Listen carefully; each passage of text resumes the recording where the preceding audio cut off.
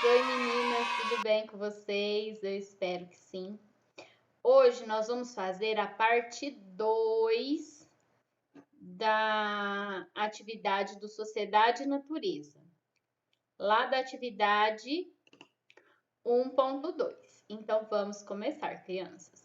Eu vou ler o texto com vocês e depois nós vamos resolver as perguntas juntos, tá bom? Vamos conhecer mais a origem dos hábitos alimentares do povo de São Paulo? Agora, com a ajuda da sua professora, vamos ler e discutir o texto abaixo. Cultura e folclore paulista, culinária e pratos típicos. A base da culinária típica do estado de São Paulo carrega características do início do povoamento das terras paulistas, fruto do encontro entre as culturas indígenas e europeias, através dos primeiros colonizadores portugueses.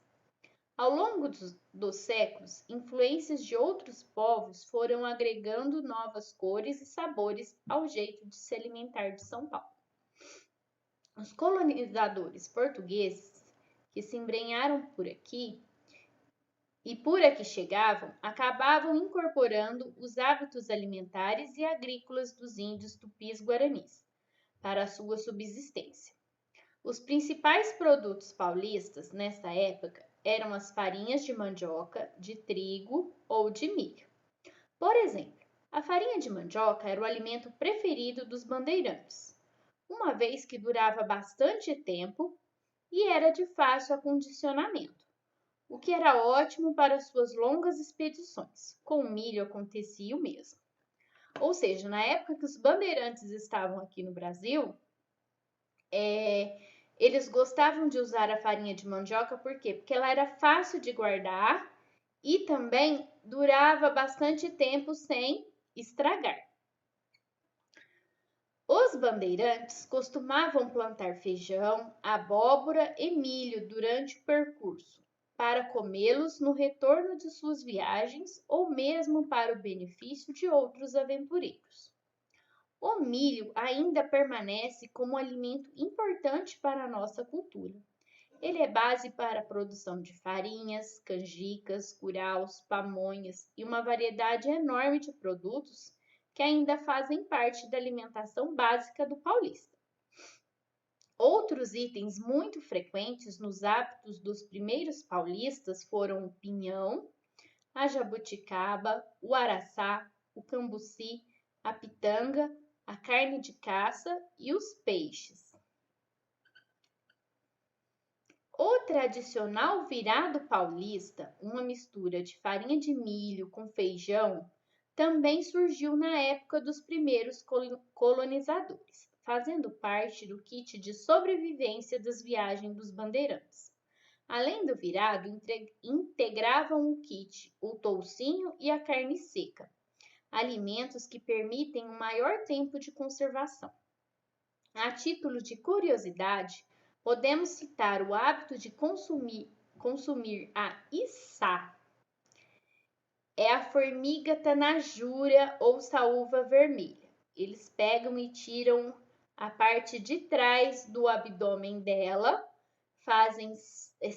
secam e torram e colocam com farinha de mandioca.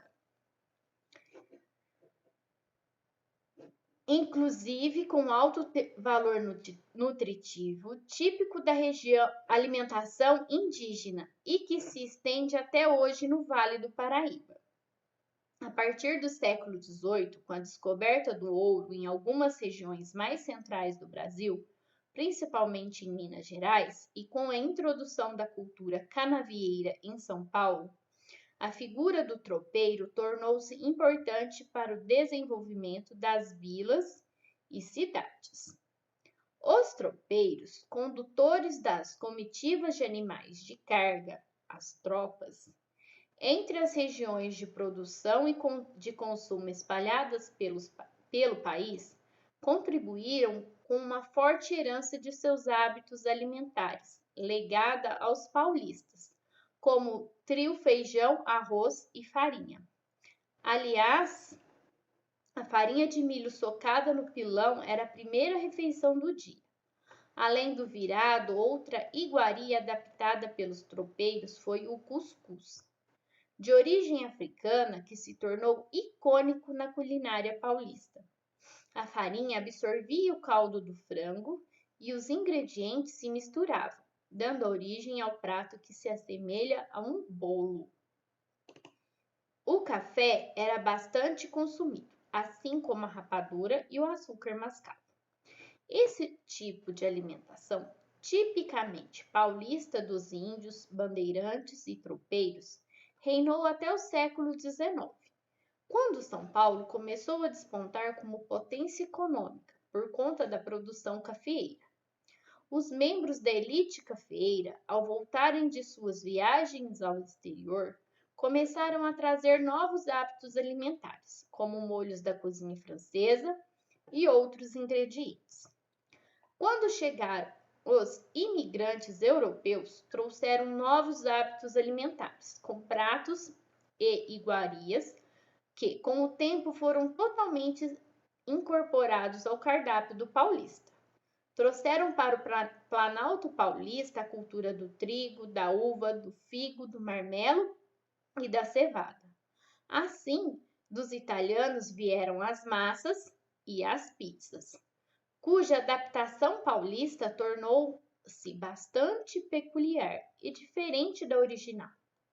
Dos sírios e libaneses vieram as esfirras, os quibes, entre outros. Os japoneses contribuíram com o seu gosto pelo chá, sushi, sashimi e pelo uso de ingredientes como o tofu e o shoyu nos pratos. Enfim, cada povo trouxe elementos que fizeram de São Paulo, sobretudo a sua capital, um dos polos gastronômicos mais importantes do mundo, segundo dados dos órgãos de turismo da região metropolitana. É claro que muitos pratos e receitas tradicionais dos tempos das fazendas coloniais ainda fazem parte da mesa do paulista e do paulistano com muito sucesso.